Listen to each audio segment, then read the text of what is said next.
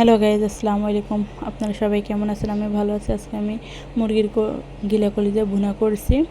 কারো কাছে ভালো লাগে, কারো কাছে ভালো লাগে না। আমার কাছে ভালোই লাগে। অনেকের কাছে মুরগির গিলা কলিজার স্মেলটা অনেক বাজে লাগে, খেতে চায় না। আমার মতো করে আমি ভুনা করে দেখেন, ভালোই লাগবে। আমি আজকে মাছ ভাজি করছি, মুরগি গিলা করে দিয়ে বুনা করছি, ডাল রান্না করছি। আমি প্রথমত পেঁয়াজগুলারে তেলের মধ্যে বাদামি করে নিয়েছি।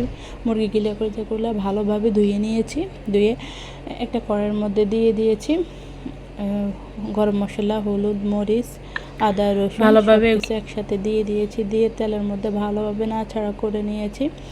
যত নাড়াচাড়া করবেন তত মুরগির যে ভাজি স্মেলটা আসে ওইটা আর থাকবে না, ভালোই লাগবে আপনাদের কাছে। এমন করে বুনা করে দেখবেন। পাশাপাশি মাছ ভাজি করতেছি আমি।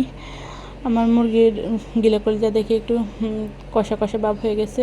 ঢাকনাটা উঠে নিয়ে আলু দিয়ে দিয়েছি, দিয়ে নাড়াচাড়া করে রেখেছি। তারপর হয়ে যাবে, ঢাকনাটার পরে আলুগুলো সিদ্ধ হলে হয়ে যাবে। আমি পাশাপাশি আমার মাছ ভাজাগুলো হয়ে গেছে, মাছ ভাজাগুলো উঠে নিয়েছি। এগুলো কিন্তু দেশের পুঁটি মাছ খেতেও ভালো লাগে, তাজা তাজা, দেখতেও। আপনারা সবাই ভালো থাকবেন, আমার জন্য দোয়া করবেন, লাইক, সাবস্ক্রাইব, কমেন্ট করবেন। আমার ছেলে আপনার সাথে কথা বলবে।